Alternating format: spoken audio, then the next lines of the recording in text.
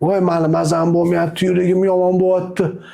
O'g'lim, manipulyatsiya bu ya'ni o'z xohish va maqsadlarini, istaklarini boshqa odamlar yordami orqali o'zini xohish istaklariga erishish.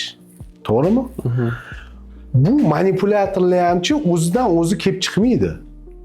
Manipulyatorlik ko'p holatlarda bolalikdagi qondirilmagan birlamchi, ya'niki g'amxo'rlik ehtiyojidan kelib chiqadi. Bitta odam bolaligida ko'chada detskiy plashatkada o'ynab yuribdi.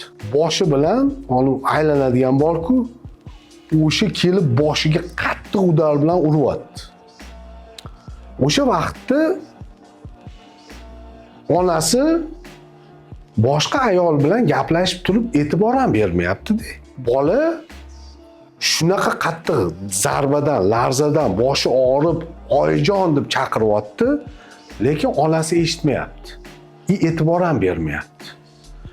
Yig'lab oxirisi o'sha bosh og'rig'i bilan onasining yoniga kelsa, "Urib oldim boshimni, qattiq" desa, hech narsa qilmaydi. Bolam deyapti-da, e'tibor bermayapti.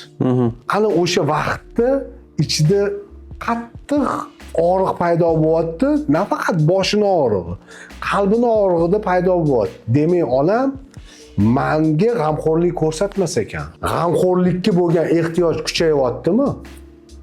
Keyin butun umr davomida o'sha tashqaridan o'sha g'amxo'rlarni qidiradi. Va natijada u manipulyator bo'lib ko'rinib qoladi. Voy mani mazam bo'lmayapti, yuragim yomon bo'lyapti. O'g'lim, mana shu qizni olmasang bo'lmaydi.